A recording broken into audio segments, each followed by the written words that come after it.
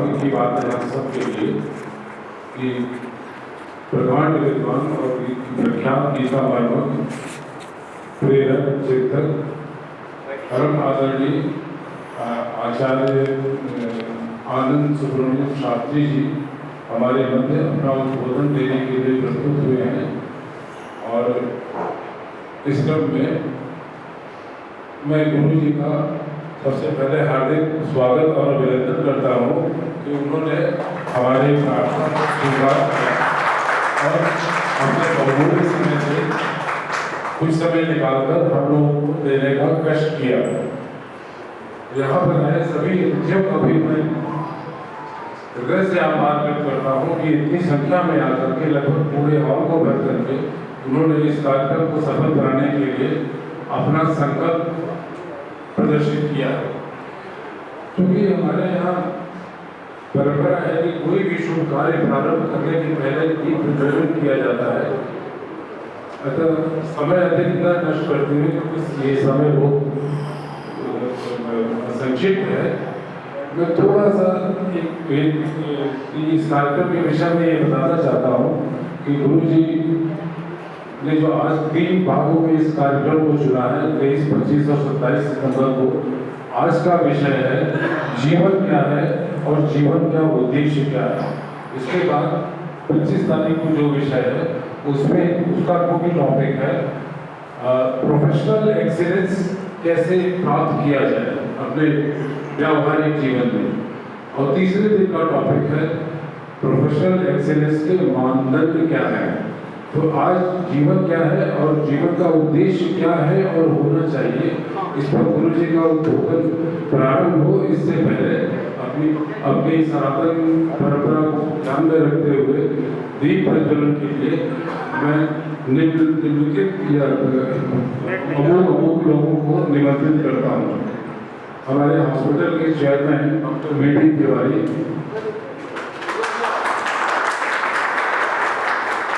श्री अनिल किजवाड़कर जी,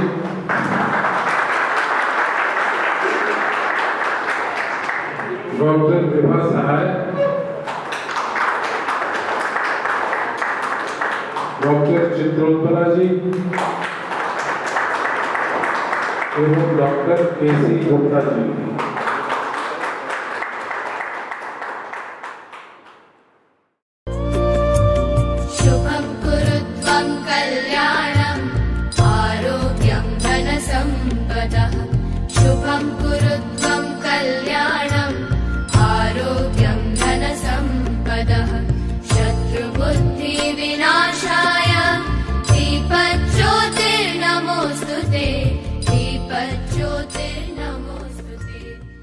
मैं आदरणीय गुरु जी का हम सब लोग गैलेक्सी अस्पताल जो से स्वागत करना चाहते हैं। इसलिए मैं डॉक्टर वीडी तिवारी जी से आग्रह करूँगा कि गुरु जी को माल्यार्पण तथा शाल अर्पित वस्त्रम अर्पित करें। आशीर्वाद दीजिए। मैं डॉक्टर आर.के. ओझा से आग्रह करता हूँ कि गुरु जी के माल्यार्पण में स्वागत करें।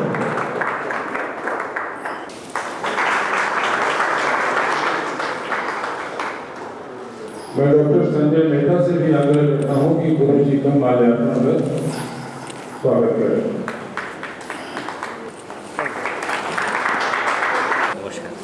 जय हो, जय हो।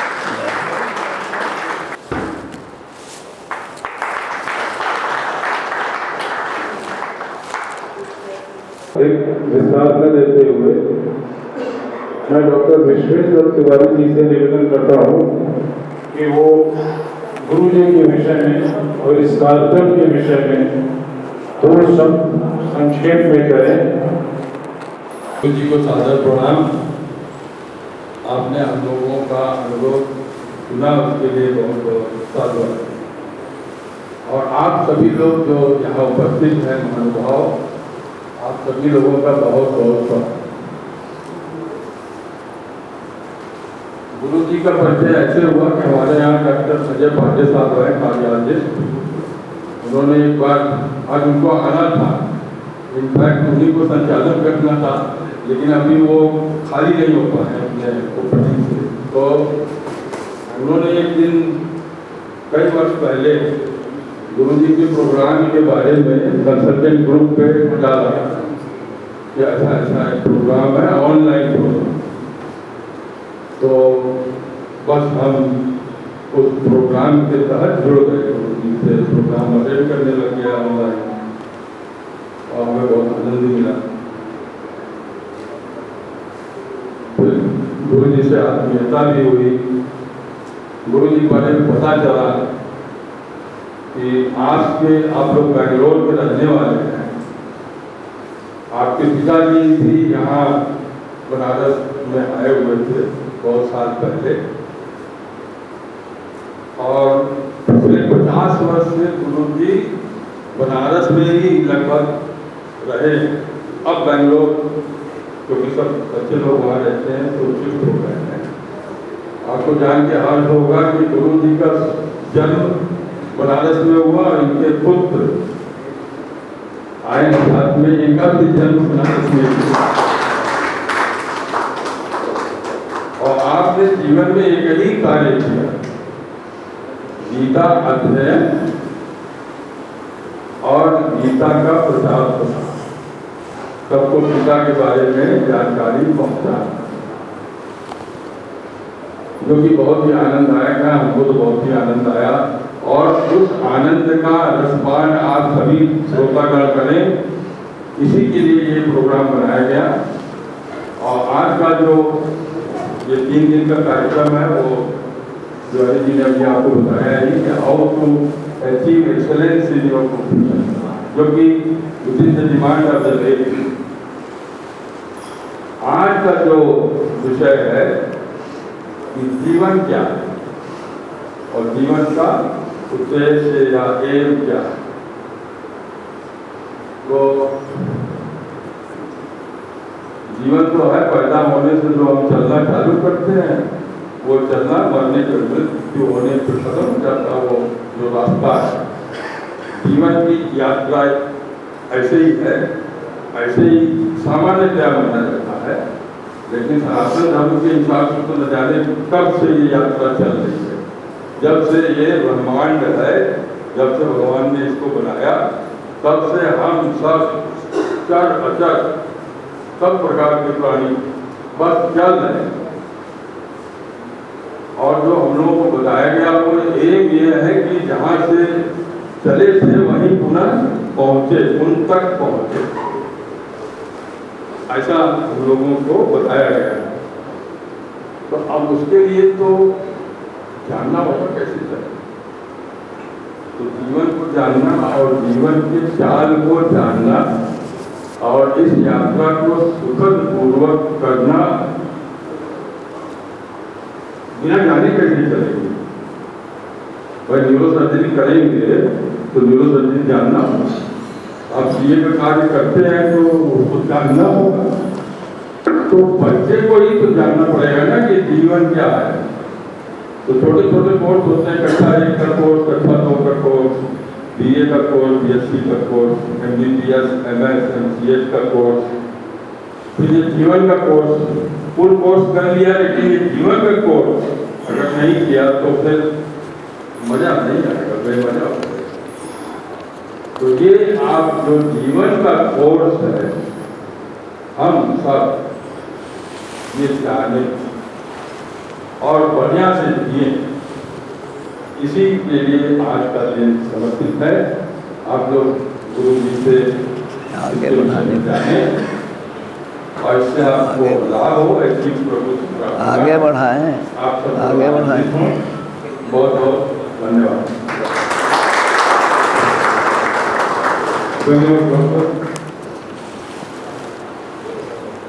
मैं गुरु जी से निवेदन करता हूँ उसको भी आगे बढ़ाएं।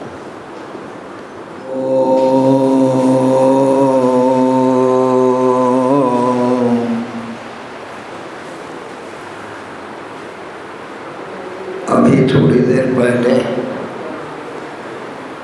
दीप प्रज्वलित करके कार्यक्रम का शुभारंभ हुआ। भक्ता दीपम प्रयच्छामि देवाय परमात्मने त्राहि मां नरकाद्घोरा दिव्य ज्योति नमोस्तुते।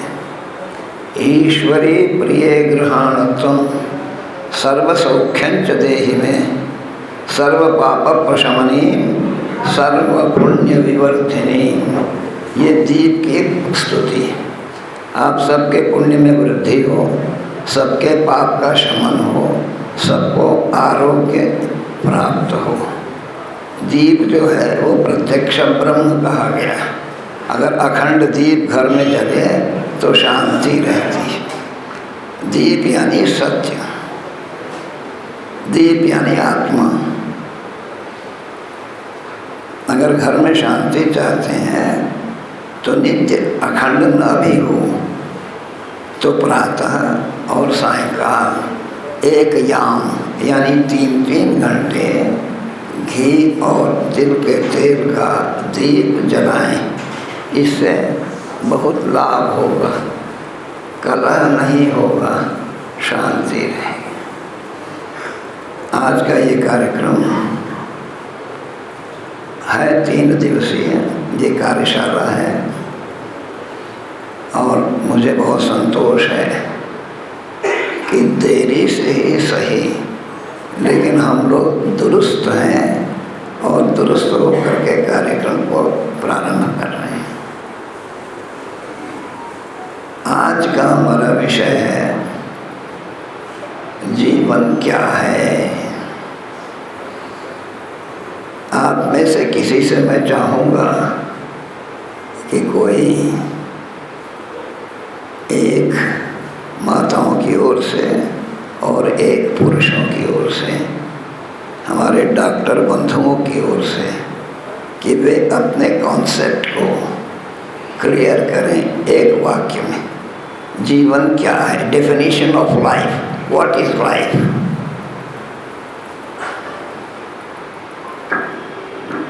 What is life?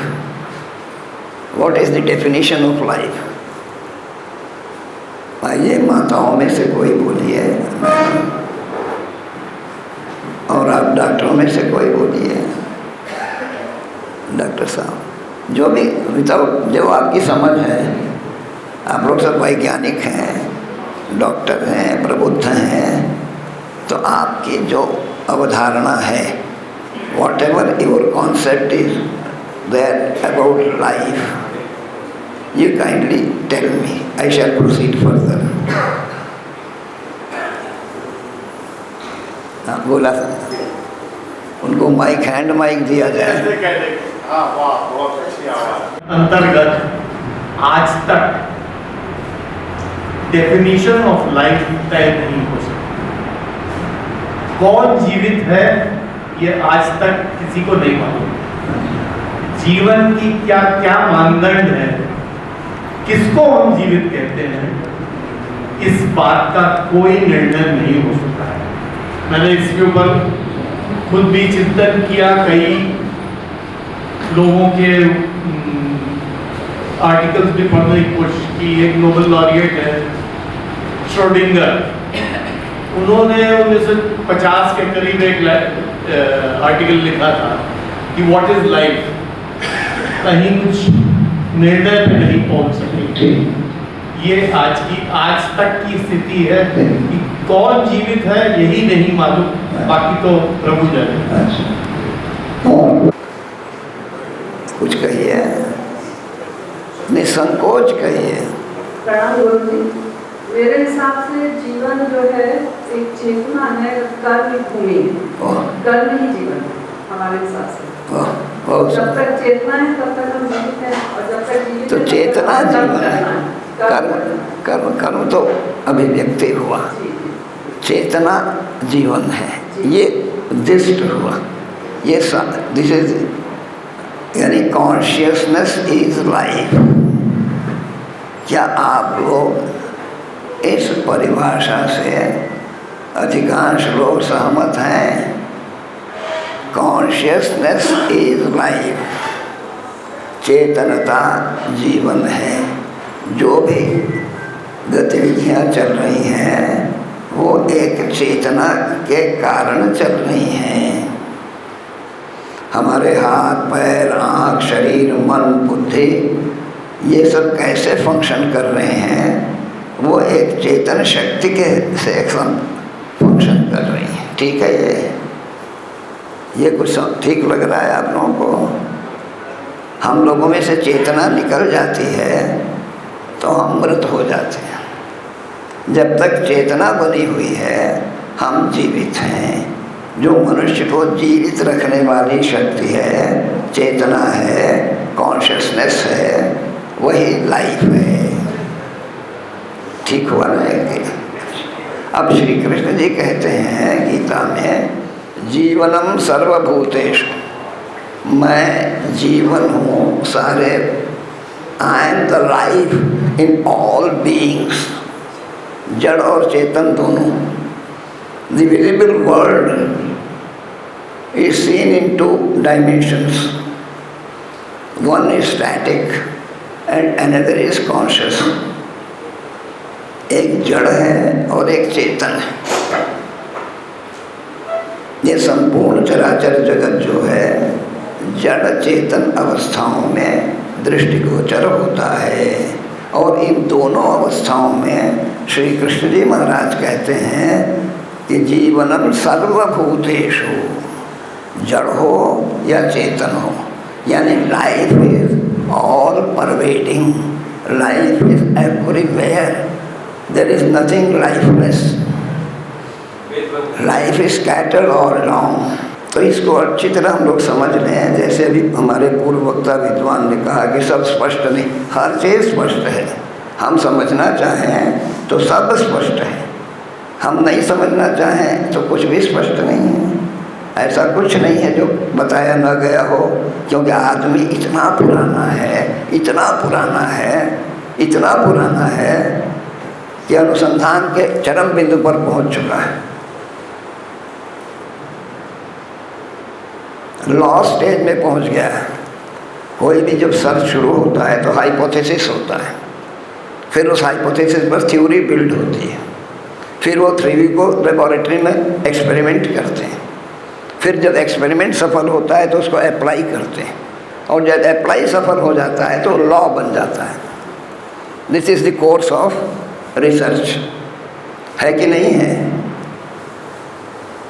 अभी हम लोगों का जो भी ज्ञान है वो लॉ स्टेज में है, और जो आधुनिक विज्ञान है वो भी एक्सपेरिमेंट स्टेज में है, एप्लीकेशन स्टेज में है, अभी लॉ नहीं बन सका है। इसीलिए हमारे बड़े भाई साहब ने ये बात कही कि कोई बात स्पष्ट नहीं कि लाइफ क्या है। वो भी उनकी बात भी ठीक है, मैं कुछ काट नहीं रहा हूँ, वो भी ठीक है, लेकिन हम यहाँ तक की ठीक कह रहे हैं, हम उससे ऊपर की ठीक कह रहे हैं, अंतरित नहीं। आप भी ठीक है, क्योंकि मैं किसी को गलत कहने की स्थिति में हूँ नहीं। मानसिक रूप से भी, भौतिक रूप से भी, आध्यात्मिक रूप से भी सब सही है। जो जहाँ तक है वहाँ तक वो सही है, उससे आगे भी और सही है, उससे आगे भी और सही है। सही तो अंतहीन है ना, सत्य का कोई अंत नहीं है, अनंत है। सत्यम ज्ञानम अनंतम ब्रह्म, है कि नहीं है बात? तो अभी क्या हुआ हम लोग का, I am the life in all beings. इसी को जरा सा हम लोग और स्पष्ट रूप से देख लें। विजिबल वर्ल्ड को हम लोगों ने देखा, स्टैटिक और कॉन्सेप्ट। अब इसके बाद की स्थिति क्या आती है, सबको सुनाई पड़ रही है ठीक से? अच्छा, अभी हम लोग इस निर्णय पर अभी थोड़ी देर पहले पहुँचे हैं कि consciousness is life. Then a question arises, what is consciousness?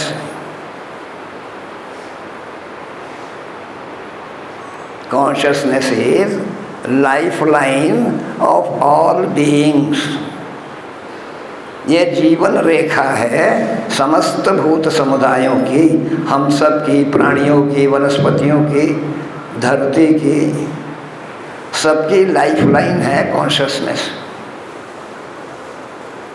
Consciousness minus होते ही सब खत्म हो गया।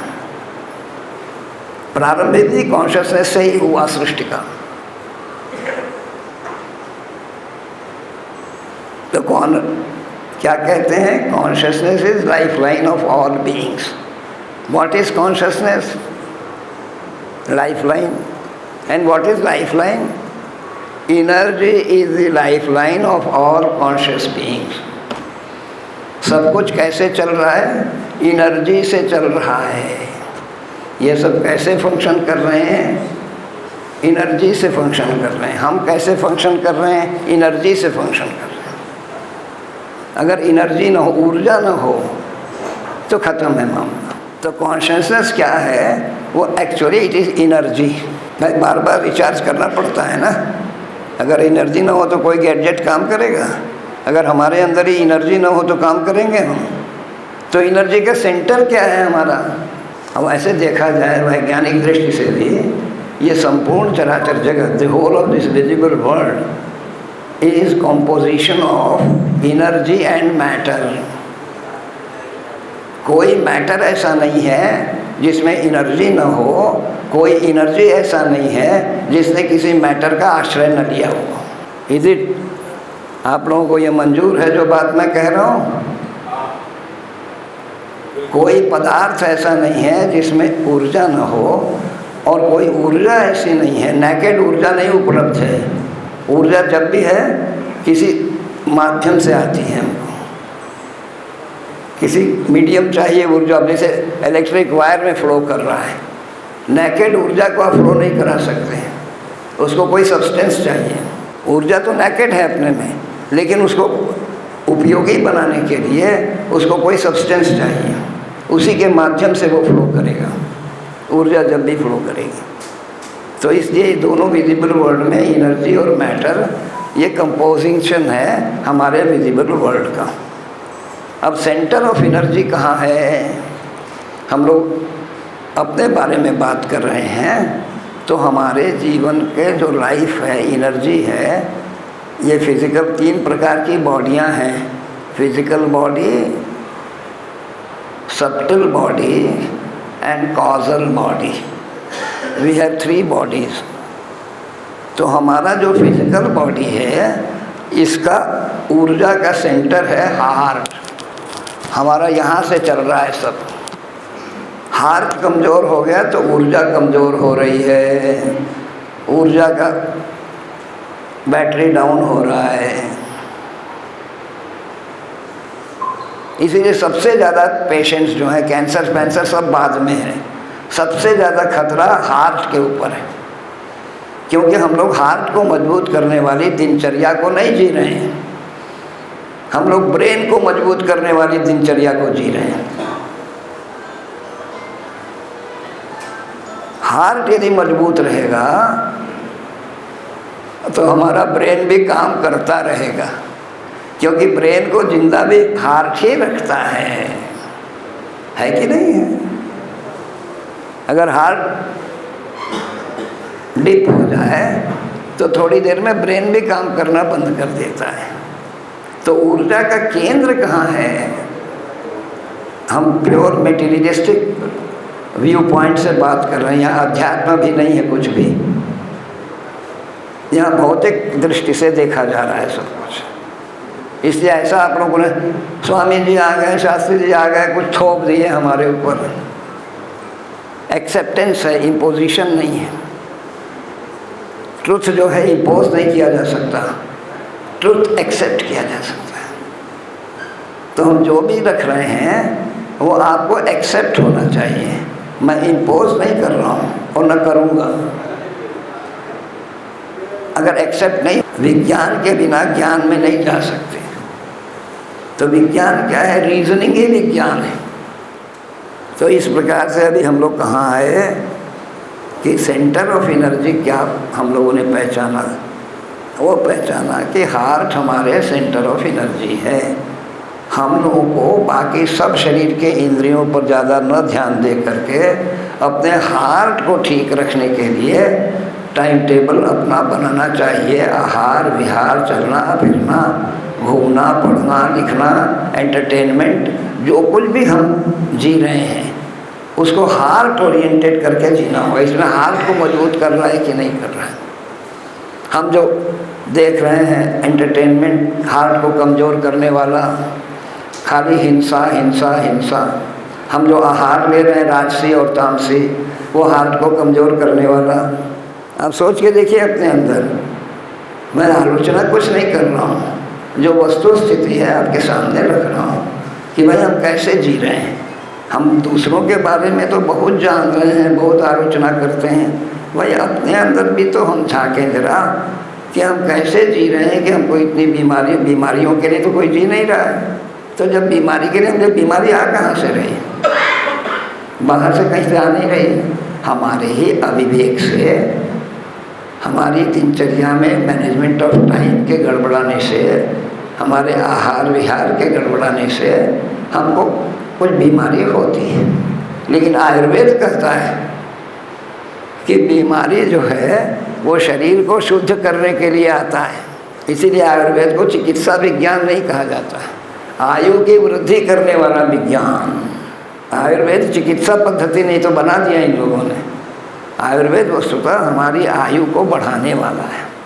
तो ये जो हमको गड़बड़ियाँ आ रही हैं, इसके लिए हम स्वयं जिम्मेदार हैं। और इसके लिए प्रतिदिन कम से कम रात में थोड़ा समय हमको अपना आत्म परीक्षण, आत्मनिरीक्षण, आत्मविश्लेषण, अपने बारे में देखना करना, ये करना चाहिए। एक हमारा और शरीर है कॉस्मिक बॉडी, एस्ट्रल बॉडी, जो हम लोग कॉजल बॉडी कहते हैं। उसका ऊर्जा का सेंटर कहाँ है? उसका ऊर्जा का सेंटर आत्मा है। We have just disclosed that we have 3 bodies, physical, mental and intellectual or causal। सूक्ष्म शरीर, कारण शरीर और स्थूल शरीर। स्थूल और सूक्ष्म शरीर, physical body and subtle body, the center of energy is heart. But the causal body, which is the astral body, we say cosmic body, उसका center of energy आत्मा है। Soul is the center of energy, primary center of energy। Heart के बंद होने पर भी हम मृत नहीं होते। जब तक कि आत्म तत्व निकलता नहीं है। जब आत्म तत्व निकल जाता है तब हम डेड होते। इसीलिए ब्रेन जब तक काम करता है तब तक आदमी मृत नहीं रहता है। कई बीमारियों में ऐसा होता है, योगी लोग भी दिखाए हैं चमत्कार हमारे यहाँ के, कि दिल की धड़कन बंद हो गई लेकिन जिंदा है। वो कैसे जिंदा है? प्राण को सहस्रार में ले जाके केंद्रित कर देती। ये योगियों का काम है। तो प्राण है यहाँ पर है, मस्त सहस्रार में। तो उसका ऊर्जा का केंद्र जो है वो आत्म तत्व है, जिसको भगवान कहते हैं जीवनम सर्वभूतेषु। 2 स्थान पर हमारे श्री कृष्ण जी का शरीर में निवास है। एक तो हृदय में है, अजोपि सन्नव्ययात्मा भूतानाम ईश्वरोपि सन् प्रकृतिं स्वामधिष्ठाय संभवाम्य आत्मा मायया। सारे भूतों के हृदय में ईश्वर के रूप में निवास करने वाला मैं अपनी वियोग माया को आश्रय लेकर के प्रकट होता हूँ। यानी वो श्री कृष्ण हृदय में भी निवास कर रहे हैं। गीता में फिर बाद में आगे श्री कृष्ण जी ने कहा है ईश्वर सर्वभूतानां हृदयेषु अर्जुन तिष्ठति। भ्रामयन सर्वभूतानि यंत्रारूढ़ानि माया के यंत्र पर लगा करके जीव को वो ईश्वर जो है उसके कर्मानुसार उसको घुमाते रहते हैं 84 लाख में। तो ईश्वर हृदय में, इसीलिए हार यही प्रेम का जगह है। ये आऊँगा आगे मैं, प्रेम का जगह वही।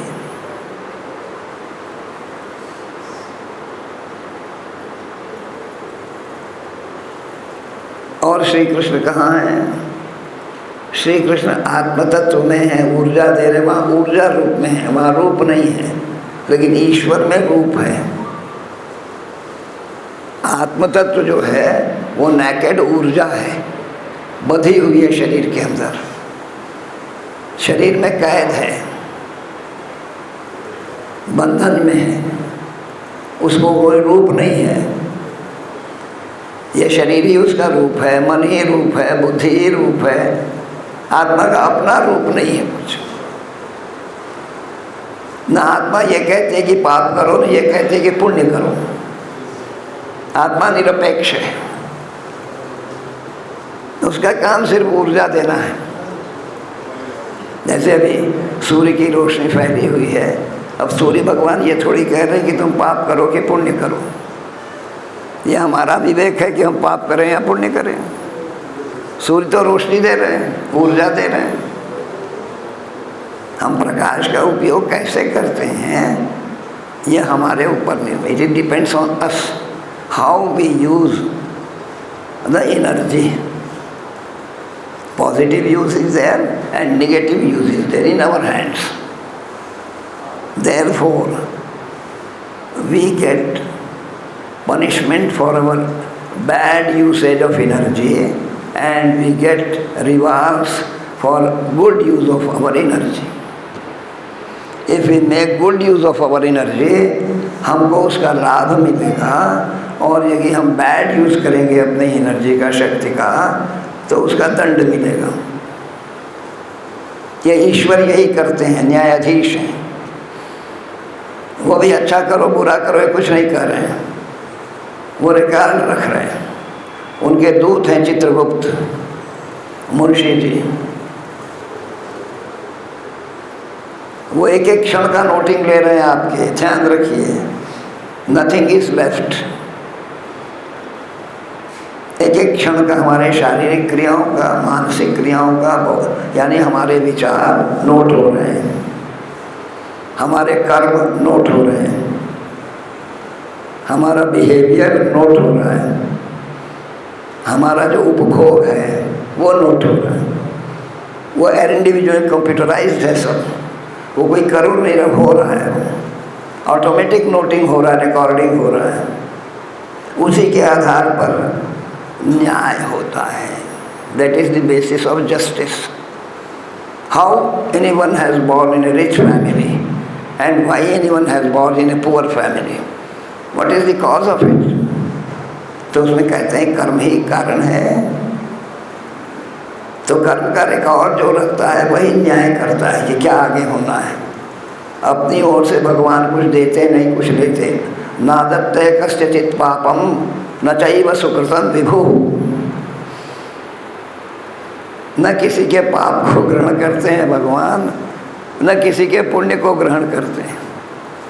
वो हमारा ही चीज हमको लौट के आता है।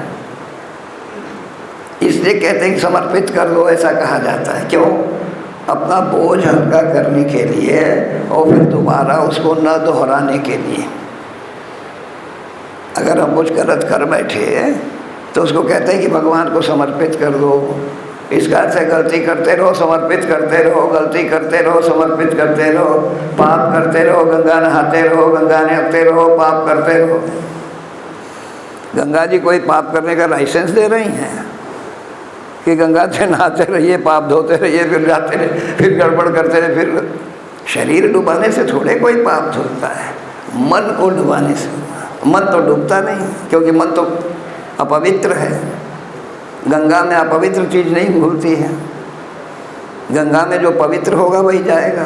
वो फिल्टर है उनके अंदर लगा हुआ। भले हम लोग बाहर से प्रदूषित हो गया, प्रदूषक कहें, गंगा कभी अपवित्र हो ही नहीं सकती। उसके जल में ऐसा है कि 10 मीटर 20 मीटर जाते ही सारा प्रदूषण खत्म। ऐसा करंट है, ऐसी विद्युत धारा, ऐसी एनर्जी है गंगा के धारा में कि वो प्रदूषण की स्वयं सफाई करती चलती है। ये तो हम लोग को बजट बनाना है, प्रदूषण दूर कराने के लिए कुछ अरबों खरबों का बजट बनेगा तो गंगा प्रदूषित हो या ना हो, लेकिन हमारा प्रदूषण दूर हो जाएगा। तो अभी क्या है, हम लोग किस बात पर आए कि जो हमारा एस्ट्रल बॉडी है उसका जो ऊर्जा का केंद्र है वो आत्म तत्व, इसी से शुरू हुआ। प्राइमरी जो फॉर्म ऑफ आत्मन है उसको कहा गया हिरण्यगर्भ। हिरण्यगर्भम समवर्तताग्रे। सबसे पहले कौन आया, who came in the very primary evolution में? तो सबसे पहले हिरण्यगर्भ। हिरण्यगर्भ क्या है? Primary form of naked soul. वो नेकेड था, उस पर कुछ नहीं था। ये हम अब आपको दिखा रहे हैं जो हमारी यात्रा है मिट्टी के कण से लेके मानव के शरीर तक, जिसको हमारी मैथोलॉजी ने, पुराणों ने कहा 84 लाख योनि। उसका क्या विज्ञान है वो देख लीजिए जरा। बोर तो नहीं ना हो रहा है भाई, ज़रा सीरियस मैटर है।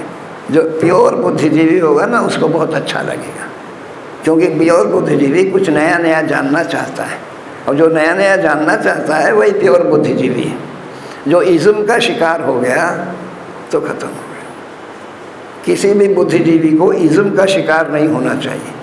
कोई भी इज़्म हो, वो रिलीजियस हो, पॉलिटिकल हो, कोई भी इज़्म हो, आप इज़्म में आ गए तो आपने दिमाग को बंद कर दिया, फिर आप नई सोच नहीं ला सकते।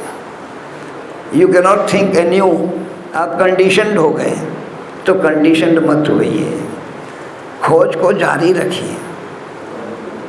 खोज को जारी रखने के लिए अब क्या हुआ, हिरण्यगर्भ के रूप में जब प्रकट हुआ और इवोल्यूशन शुरू हुआ तो सबसे पहले अन्नमय कोश का गठन हुआ।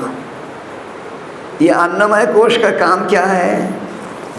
कोश माने क्या? जहाँ सेल्स जो हैं वो रहते हैं, इकट्ठा होते हैं। कोश जहाँ डिपॉजिट होता है, अभी ब्रेन्स में सब कोश हैं, उसमें सेल्स हैं। सबसे पहले अन्नमय कोश हुआ। अन्नमय कोश का काम क्या है? सार को ग्रहण करना और निस्सार को छोड़ना, यही फंक्शनिंग है। सार को ग्रहण करना और निस्सार को छोड़ना। The function of annamaya kosha is to absorb the essence and relieve the waste. इसी प्रक्रिया में soil becomes stone, stone becomes mineral and minerals become gems. ये ट्रांसफॉर्मेशन है। How we feel the life in earth. We feel the life, we experience the life because the soil is transformed into stone and stone is transformed into minerals and minerals are transformed into gems. These are the only 4 types of things we get in the earth. We have many kinds of soil, many kinds of stones, many kinds of minerals and many kinds of gems. Then in the next layer, that is botanical layer, the life, the Hiranyagarbha, Atman, got elevated into the botanical level. Then what happened there?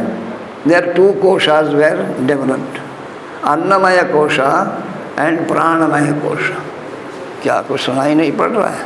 नहीं, मैंने कभी तेज हो जा रहा है, कभी धीमा हो जा रहा है।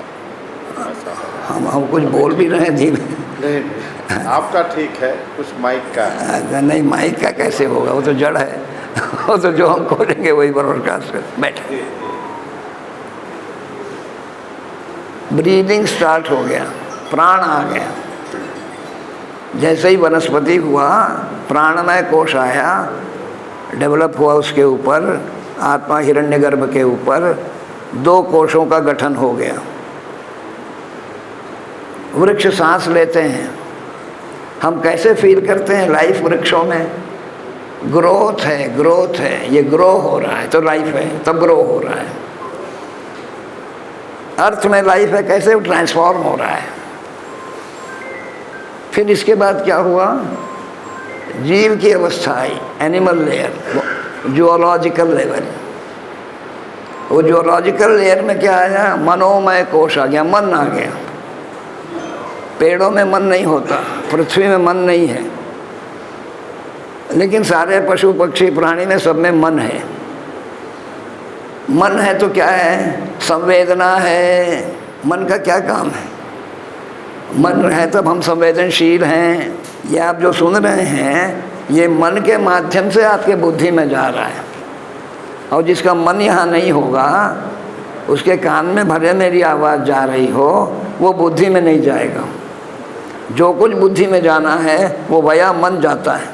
तो मन से जब जाता है ऊपर में, कई बार ऐसा होता है हम लोगों को कि हमारा मन कहीं है, हम कुछ सुन रहे हैं, फिर कुछ आप क्या सुना, उनको कुछ सुनाए, क्योंकि मन जहाँ रहेगा वही बुद्धि सुनेगी। यदि बुद्धि नहीं लगी हुई है मन के साथ, तो मन चाहे कुछ भी करता रहे, बुद्धि से मतलब ही नहीं है। ये सब गहन फंक्शनिंग कैसे हो रही है बॉडी के अंदर, हमारे अवयव कैसे काम कर रहे हैं, इसको ज़रा समझना चाहिए। और आप लोग डॉक्टर लोगों के लिए तो ये और ज़्यादा ज़रूरी है कि कैसे फंक्शन होता है। तो मनोमय कोश का डेवलप होने से अनुभव होने लगा, सेंसेशन होने लगा, रिएक्शन, सेंसेशन होगा तो रिएक्शन होगा। इसी पशु पक्षी प्राणी सब में जो है रिएक्शन है। वनस्पति का काटिएगा तो वनस्पति रिएक्ट नहीं करेगी। ज़मीन में से खोद डालिएगा, कुछ निकाल लीजिएगा, मणि माणिक खनिज वगैरह निकाल लीजिएगा, पत्थर निकाल लीजिएगा, मट्टी निकाल लीजिएगा, पृथ्वी कोई विरोध नहीं करेगी, क्योंकि मन नहीं है। ये थर्ड जो स्टेज है, जूलॉजिकल स्टेज लेयर, उसमें मन का डेवलपमेंट, मनोमय कोश आ गया। अब इसके बाद हम आप हैं, हमारे अंदर 4 कोशों का गठन कंप्लीट है। ये अभी जो हमारा संवाद हो रहा है, ये विज्ञानमय कोश से हो रहा है। ये जो हमारा इंटेलेक्ट है, ये विज्ञानमय कोश है, जहाँ तर्क होता है। ये विज्ञानमय कोश क्या है? रीजनिंग इज साइंस, मैंने कहा एक बार। ये रीजनिंग कहाँ हो रहा है? ये बुद्धि में हो रहा है। यही विज्ञानमय कोश है, यही हमको वरदान है। हालांकि पशु पक्षियों में भी विज्ञानमय कोश होता है, लेकिन जिस प्रकार से हमारा डेवलप्ड है, ओपन है, वैसा पशु पक्षियों का नहीं ओपन रहता है। पशु पक्षी अपना नेस्ट बना लेगा अपने बुद्धि से, विज्ञान से, अपना आहार खोज लेगा, उतने तक उसका सीमित है। वो कोई रिसर्च नहीं कर सकता, वो सीमित दायरे में उसका विज्ञानमय कोश काम करता है। और हम मनुष्यों के अंदर वो ओपन हो जाता है, यानी सोचने के लिए स्वतंत्र हो जाता है। हम संगीत सोच सकते हैं, कला सोच सकते हैं, दर्शन सोच सकते हैं, आर्किटेक्ट सोच सकते हैं, वास्तु, यानी जो कोई बहुत न्यूमरस स्ट्रीम्स में हमारी बुद्धि जाती है। तभी नहीं इतना विज्ञान आया, इतने विषय आए, इतने फैकल्टीज ऑफ लर्निंग कैसे आए? ये सब विज्ञानमय कोश से आए। अगर विज्ञानमय कोश नहीं होता तो इतने फैकल्टीज ऑफ लर्निंग नहीं होते। सब फैकल्टीज ऑफ लर्निंग में बुद्धि चाहिए, विज्ञानमय कोश चाहिए। विज्ञान नहीं आएगा तो कुछ नहीं आएगा। इसीलिए आजकल एक ट्रेंड भी चला है आधुनिक में भी, फिलॉसफी को भी साइंस कहते हैं, है कि नहीं? म्यूज़िक भी साइंस है, आर्ट भी साइंस है, और सही बात है। सब कुछ विज्ञान में आ गया तो आर्ट हो गया, म्यूज़िक हो गया, बुद्धि से निकल के मन में आ गया तो वो विभिन्न प्रकार के फैकल्टीज ऑफ लर्निंग हो गए। तो अलग अलग बुद्धि से निकल करके, विज्ञान निकल करके अलग अलग जगहों पर काम करता रहता है। ये विज्ञानमय कोश में हम लोग हैं, और जो हम लोग की आज बातचीत हो रही है ये विज्ञानमय कोश से हो रही है। और ये आनंदमय कोश में ही वो सत्यम शिवम सुंदरम जो आत्मतत्व है, जो निरपेक्ष ऊर्जा है, जो एकदम निर्लिप्त है हमारे पाप पुण्य से। ना आत्मा, सोल डज नॉट इंस्पायर और instigate, nor bad nor good. It is our intellect, our ego और our wisdom. We can get guided by either two sides, we get guided by wisdom or we guided by ego. If we get guided by ego, we get into problems. If we get guided by wisdom, we go through. ये शिक्षा क्यों चाहिए? विवेक जागरण के लिए चाहिए, जो हो नहीं रहा है। पैसा कमाने की मशीन बना देने से तो नहीं हुआ ना। हम बहुत पैसा कमा लेंगे तो हमको सुख हो जाएगा, ये भ्रम अब टूट चुका है। हमको विवेक चाहिए, अवेकनिंग ऑफ विजडम। ये गीता वगैरह क्या है? ये अवेकनिंग ऑफ विजडम है। अर्जुन का क्या खो रहा था? विवेक खो रहा था। भगवान ने उसको विवेक दिया। भगवान का स्वरूप ही विवेक है। विवेक ही भगवान योगेश्वर है। और बुद्धि में जो ईगो है वही अर्जुन है। हम सब अर्जुन हैं। और विवेक जाग जाए तो कृष्ण जी साथ आ गए तो फिर पराजय कहाँ है? जीवन के हर मोर्चे पर हमारी विजय होगी। तो आनंदमय कोश में आत्मा का निवास है। तो एनर्जी जो है वो prime cause of sustaining and development of life. जो नीचे वाक्य है उससे आप सहमत हैं? एनर्जी ही जीवन को बनाए रखती है और जीवन को विकसित करती है। ठीक है, कि जोड़े कर जी। अच्छा, अब एक दूसरा, अब इसका दूसरा डायमेंशन है लाइफ का। Life is a span of time. Life is a span of time which we spend in the world. जन्म से मृत्यु तक ये एक स्पैन ऑफ टाइम है। इसको हम कैसे बिताते हैं, क्या करते हैं, मुख्य नहीं है। कैसे करते हैं, कैसे बिताया। क्योंकि दो चीज़ें कभी लौटती नहीं हैं। न समय कभी लौटता है, न कही हुई बात कभी लौटती है। इसलिए दोनों में सावधानी रखना चाहिए। समय को अच्छे से बिताना और वाणी को संयम में रखना। जो सीख लिया उसकी समस्याएं बहुत कम होंगी। जिसका वाणी पर नियंत्रण न हो, जो समय का सदुपयोग न करता हो, उसके लिए समस्याएं ही समस्याएं। अब इसमें 4 पार्ट में हमारे जीवन को बांटा गया। We have 4 parts of our life for both sex. First is student life. The aim of student life is acquiring knowledge. ज्ञान को प्राप्त करने की जो अवस्था है वो विद्यार्थी जीवन है।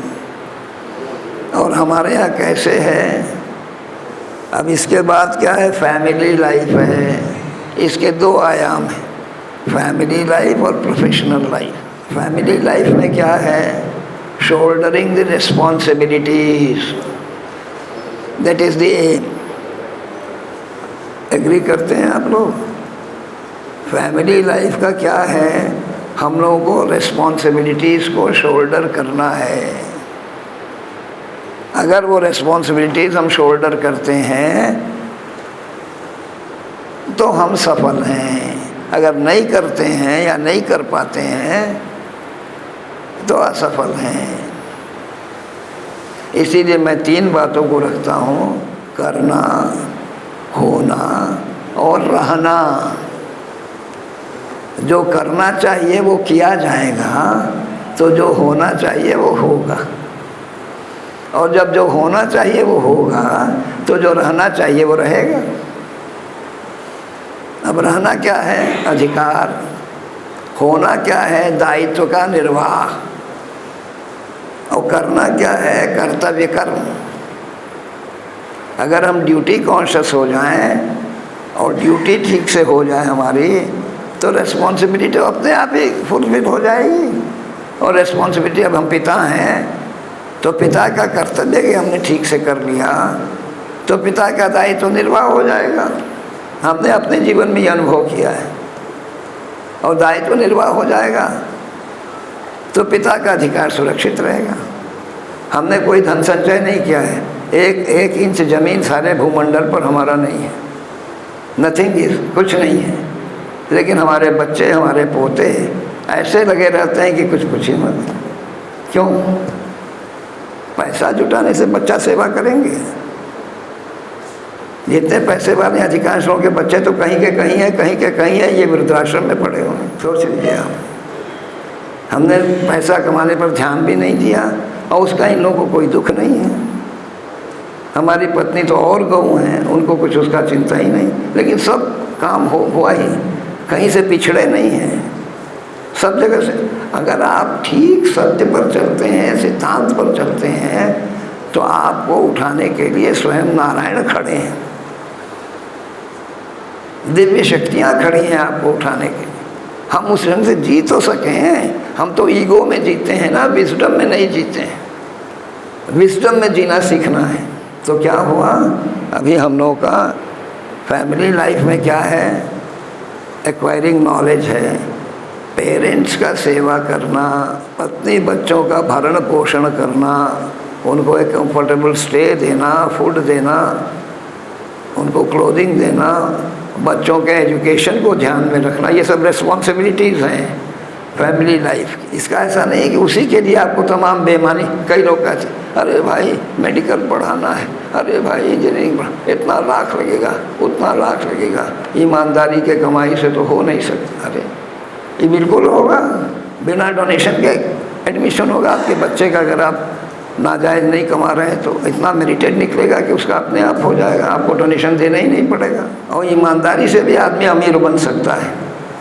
अभी इस प्रकार की कुछ परिभाषा चल रही है कि बेईमानी से ही आदमी अमीर होता है, ईमानदार आदमी तो 2 जून का रोटी जुटाने में ही परेशान। सब गलत बात है भाई। बैल बन कर के आदमी काम करेगा तो भूसा और डंडा ही न मिलेगा। आप आदमी बन के काम करिए, देवता बन के काम करिए, देखिए क्या रिजल्ट आता है। हम बैल जानवर बन के काम करेंगे और हम कहेंगे कि बेईमानी से सब अमीर हो गया। बहुत गलत कंसेप्ट, बहुत गलत धारणाएं हम लोगों ने बना रखी है। ये सबको दिमाग से निकालना होगा। ईमानदारी से भी आदमी अमीर बन सकता है।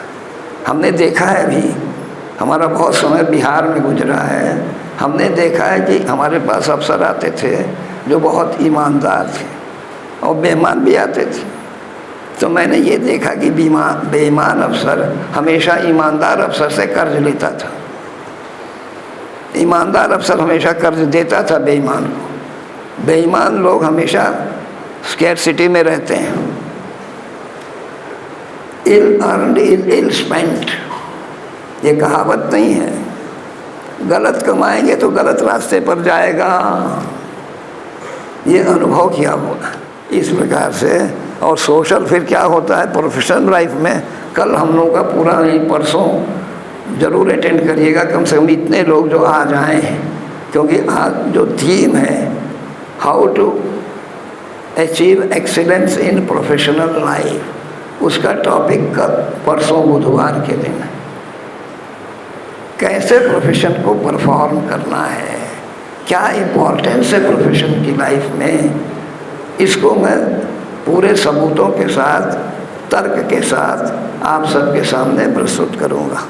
सोशल लाइफ में क्या है, सोशल सर्विस, क्योंकि हम लोग प्रोफेशनल लाइफ तक बहुत कुछ समाज से लेते रहते हैं, फिर उसको रेपे करना होगा ना भाई, कर्ज चढ़ गया। We have to make a repayment to the society by selfless service. जब आप समाज सेवा पर जाइए तो स्वार्थ मत रखिए, निस्वार्थ सेवा होना चाहिए। और जब निस्वार्थ सेवा होगी तब ऋण उतर जाएगा, जो समाज का ऋण है हमारे ऊपर। और फिर स्पिरिचुअल लाइफ है जो इस हमारे कार्यक्रम का ये विषय है। Aim of family life is shouldering the responsibilities. The aim of professional life is to prove our worth in the society. देखिए, the aim of social life is repayment of debt with selfless service. With spiritual life, full involvement in spiritual activity. The most important aim of life, important को पूरा कर दिया है हमने। To prove our usefulness in society by our professional work, to shoulder the responsibilities in family life, taking care of parents, fulfillment of needs of the family, providing comfortable stay, fooding, clothing, looking after health and education of children.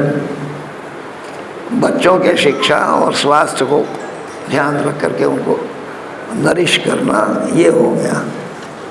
In this workshop, we are not going to talk about our spiritual aim. We have to understand the aim of our worldly life. हमारे सांसारिक जीवन का लक्ष्य क्या है, इसको समझना ज़्यादा जरूरी है। क्यों? Unless we achieve the aim of worldly life, we may not get entry into spiritual domain. हम अध्यात्म में प्रवेश चाहते हैं तो हमें सांसारिक जीवन को ठीक से चलाना होगा। जो संसार को बिगाड़ लेता है उसको अध्यात्म में एंट्री नहीं मिलती है। इसलिए संसार को ठीक करने का ये कार्यक्रम है। फिर हम लोग मिलेंगे बुधवार के दिन 25 को, चाहे तो समय को ही ये है तो इसको थोड़ा आगे बढ़ा के ही रखिए, 8:15 से रखिए। जैसा आपको आज तो कुछ दीप प्रज्वलन वगैरह था, हर बार तो होगा नहीं है। और ये यहाँ पर मैं बंद करके अभी पूर्णमतः अंतिम श्लोक कहूँगा मैं, लेकिन उसके पहले अगर किसी को कुछ कहना हो तो कह सकते हैं। कोई अपना मैं इस कार्यक्रम का, इस वर्कशॉप का संचालन करने का दायित्व प्रारंभिक रूप में जो निर्धारित था आप कुछ अपने विचार रखिए, आप कुछ अपने विचार रखिए। डॉक्टर की ड्यूटी ऐसी होती है कि पेशेंट आ गया तो सब कुछ छोड़ करके पेशेंट की देखभाल करना होता है। इसी बाध्यतावश डॉक्टर अजय कुमार पांडे हम लोग के समय से नहीं आ सके और उनके स्थान पर स्थानापन्न संचालक के रूप में मुझे इस कार्यक्रम को प्रारंभ करना पड़ा। डॉक्टर पांडे को स्वागत भी करना था गुरु जी का, तो देर से ही सही, अब क्योंकि वो हमारे मध्य है, मध्य में उपस्थित है, इसलिए मैं डॉक्टर अजय पांडे जी से निवेदन करता हूँ जो आकर गुरु जी को पुष्पहार को बुके प्रदान कर उनका सम्मान करें।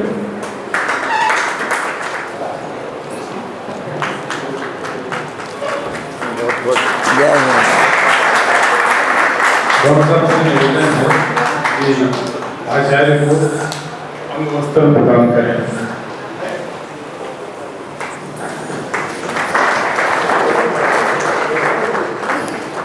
भाई अजय, आदरणीय अजय पांडे जी तो हमारे दिल को मजबूत करने वाले हैं इसलिए उनका मैं आभार व्यक्त करता हूँ। उन्होंने बहुत बड़प्पन दिखाया है। अब मैं थोड़ी देर चाहता हूँ कि हमारे अनिल नारायण खिंजवड़ेकर जी 2 शब्द आज के कार्यक्रम के बारे में और इस वर्कशॉप के बारे में।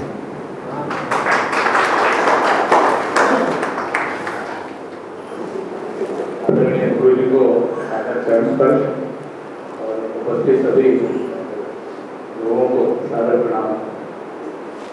गुरु जी का सानिध्य हमको डॉक्टर पी तिवारी जी के माध्यम से मिला और उसका लाभ निरंतर हम लोग पा रहे हैं, ऑफलाइन ऑनलाइन दोनों।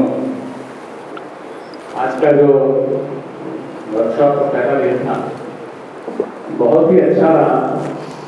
वास्तव में हम सभी लोगों को इसकी बहुत ज़रूरत है ये जानने की। हम लोग जो समझते हैं कि हम जान रहे हैं वो वास्तव में अनभिज्ञ रहते हैं उससे। जीवन है क्या और जीवन का उद्देश्य होना क्या चाहिए, ये बहुत आवश्यक है। और जिस तरीके से गुरु जी ने एकदम नक्शल में जिसमें पॉइंट वाइज बताया, वो आज के समय में जो साइंटिफिक दृष्टि से हम लोग समझने की कोशिश करते हैं, उसमें हम लोगों को समझने में इसका बड़ा लाभ मिलता है, बहुत लाभ मिला भी। हमने तो अपने ऑफिस के सारे स्टाफ को आज कंपलसरी कहा गया है आप लोगों में बैठना है, तीनों दिन आप लोगों को आगे बैठ के सुनना है। तो ये सारी चीजें वास्तव में बहुत कम मिल पाती है। और दूसरा एक अनुभव इसमें एक अच्छी बात यह है कि अगर किसी का कोई व्यक्तिगत प्रश्न भी है इस डिस्कशन को लेकर के, तो वो अपने प्रश्न को रख सकता है और उसका आपको समाधान भी मिल सकता है, चाहे यहाँ या फिर आप बाद में भी गुरु से मिल करके कर सकते हैं। तो मुझे लगता है कि ये नक्शे में 1-1.25 घंटे के इतने शॉर्ट स्पैन में बहुत कुछ हम लोगों को सुनने को समझने को मिला, और ये निश्चित तौर पे हम लोगों के जीवन को एक दिशा देगा। हम समझे तो सही कि हमें जीवन में करना क्या है। आजकल की जो भाग दौड़ है उसमें वास्तव में बच्चे जो स्टूडेंट्स हैं, माहौल जो बाहर का ऐसा है कि वहाँ खाली यही है कि पैसा कैसे कमाना है, क्या काम करना है कि पैकेज जो है मजे का मिल जाए, बस लाइफ बढ़िया हो। और इस वजह से दृष्टिकोण ही जीवन को देखने का, जीने का बदल गया है। जो मूल्य है जीवन के उससे हम लोग दूर जाते हैं। और मुझे लगता है कि गुरु जी ने आज जो हम लोगों को बताया वो फिर से हम लोगों को एक सोचने के लिए, समझने के लिए बहुत अच्छी दिशा दी है। प्रेरित हम लोग उससे हुए हैं, और मुझे लगता है आए हुए सभी लोगों को ये जो सुन करके बहुत अच्छा लगा होगा। तो मैं सबकी तरफ से गुरु जी को बहुत बहुत धन्यवाद देता हूँ, और मुख्य रूप से डॉक्टर बीडी तिवारी जी को मन से, आर्थिक रूप से उनको धन्यवाद देता हूँ। उन्होंने ये इनिशिएटिव लिया, गुरु जी को बैंगलोर से बुला करके कार्यक्रम किया। बहुत बहुत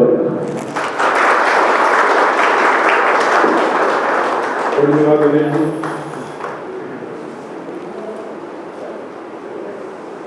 सबसे पहले तो गुरु जी को सादर चरण बस doctor BD Tiwari, doctor Ajay Pandey, आप लोगों का धन्यवाद की कार्यशाला आपने आयोजित की 3 दिन के लिए। पहली बार how to achieve excellence in profession इस सब्जेक्ट पे कोई मोर और लेस गीता से आपके आधारित स्पिरिचुअल टाइप का लेक्चर दे रहा है। सुन के बड़ी शक्ति मिल रही है, और लग रहा है आने वाले 2 दिन और अच्छे होंगे और बेटर होंगे। मेरा एक व्यक्तिगत अनुभव रहा है जब से आपसे परिचय हुआ है, यदि आप अपने पर्सनल लाइफ में सामाजिक कारणों से, व्यवसायिक कारणों से, पारिवारिक कारणों से कभी कोई उलझन आएगा आपको, और आप गुरु जी से कंसल्ट करिए, 15-20 मिनट में आपका माइंड ऐसा चेंज कर देंगे कि आपको लगेगा कि इसका आंसर तो मेरे पास था और मुझको पता नहीं था। मैंने इस चीज को व्यक्तिगत रूप से अनुभव किया है। कभी आपको जरूरत पड़े तो आप शास्त्री से जरूर संपर्क करिए। मेरा अनुभव बहुत ही अच्छा रहा है, इसके लिए हम लोग सदा आभारी रहेंगे। और ये हम लोग का बहुत व्यस्त समय है, लेकिन फिर भी कोशिश करेंगे कि 2 दिन और अटेंड करें। Thank you.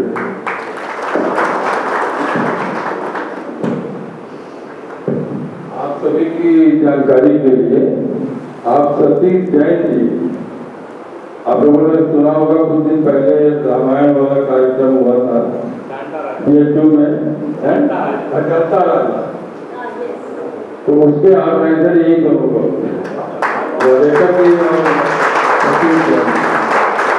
Satish Jain ji CA हैं, और जहाँ हाथ लगाते हैं उसको वर्ष से अर्थ तक पहुँचाने की क्षमता रखते हैं। तो इनको बताना बहुत जरूरी था, और आप सभी लोग यहाँ इकट्ठा हुए, बहुत अच्छा लग रहा है। बाकी तो गुरु जी तो अच्छा बोलते ही हैं और आप अच्छा पा रहे हैं, बस यही हमारी तो यही हो जाए तो काम बन जाएगा।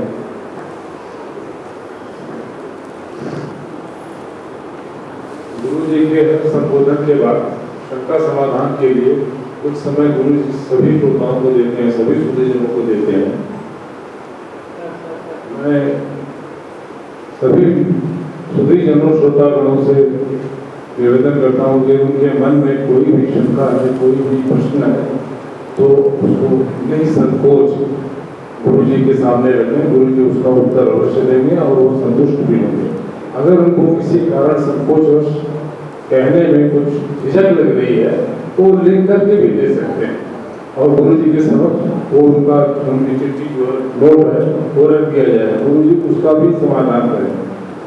आप लोगों से जो भी कोई इस विषय में पूछना चाहे, अपनी शंकाओं का समाधान करना चाहे, सादर आमंत्रित है। नहीं है तो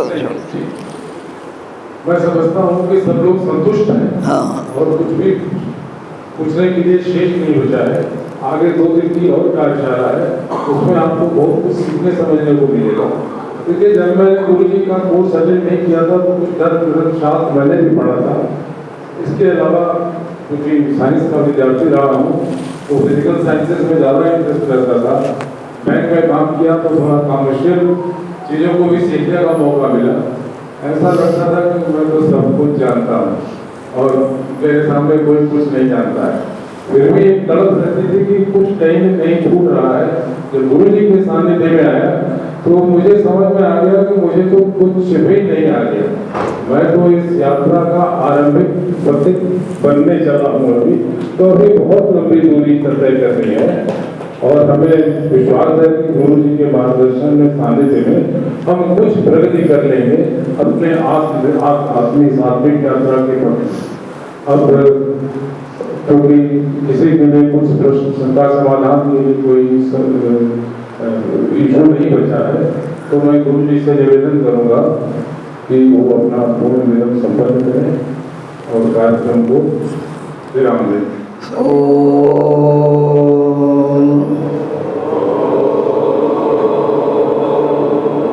पूर्णमदः पूर्णमिदं पूर्णात् पूर्णमुदच्यते पूर्णस्य पूर्णमादाय पूर्णमेवा अवशिष्यते। ओम शांति शांति शांति। सभी को विनम्र अभिवादन।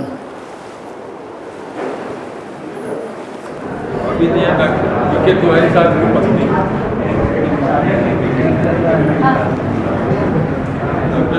बोला ये हमारे रेडियोलॉजिस्ट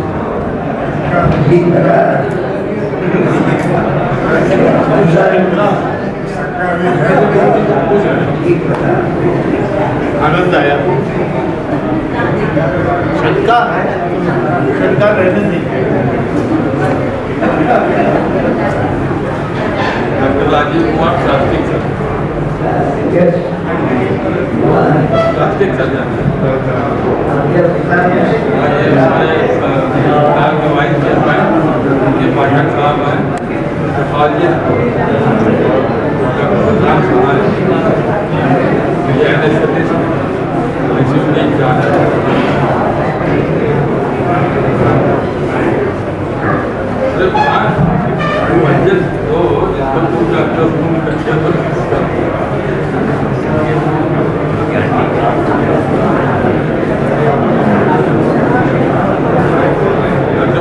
माता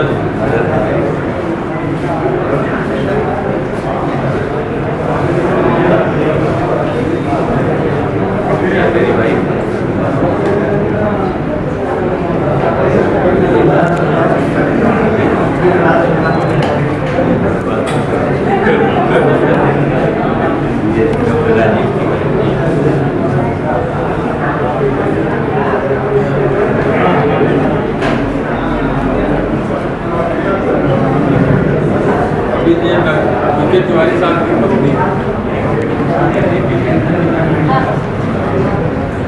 पत्नी पढ़ा ये हमारे रेडियोलॉजिस्ट ये इमरजेंसी की इंचार्ज है।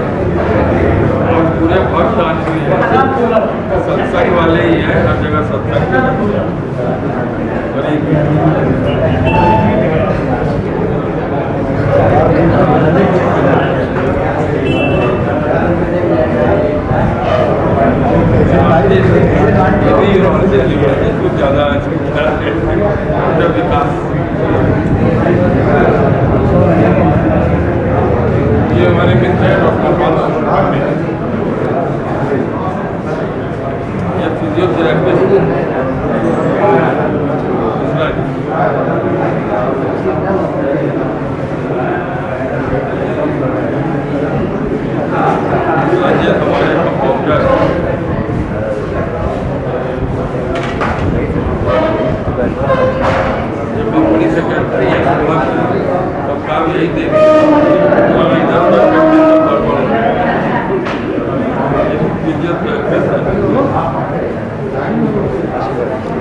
सक्सेना जी है मार्केटिंग इंचार्ज बिजली विभाग ये देखो बदल दिया जाएगा नहीं ये प्रोफेशनल लगवा देंगे इनको बता दें चलो जाओ यही देखते हैं डॉक्टर टीके सिन्हा नेपाल जी ये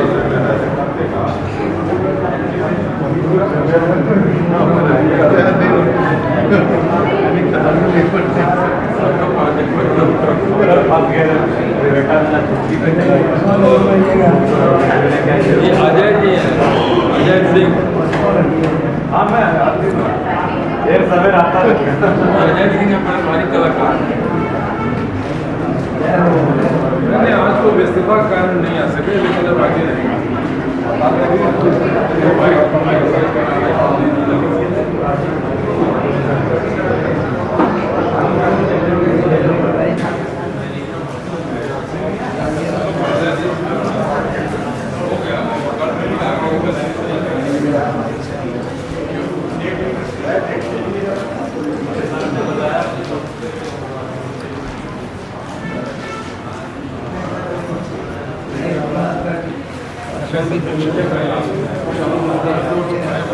अरे आप लोग भी ले लीजिए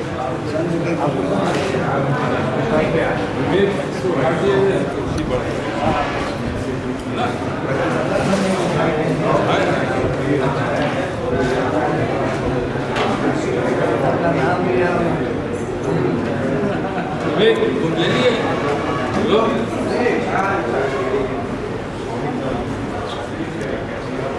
चलो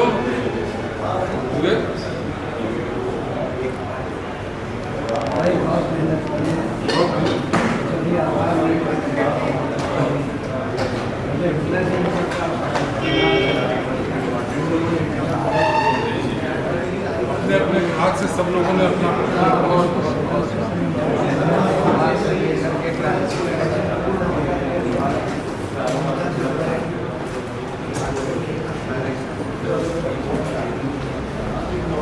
Gracias.